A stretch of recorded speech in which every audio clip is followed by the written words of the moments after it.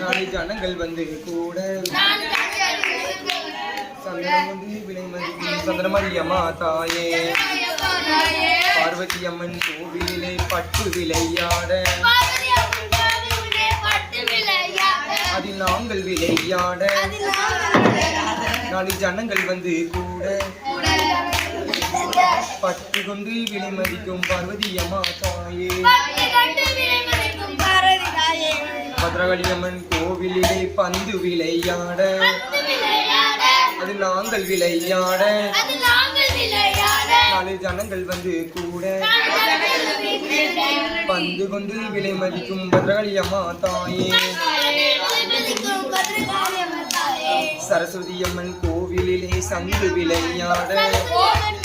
அது நாங்கள் விளையாட நாளை ஜனங்கள் வந்து கூட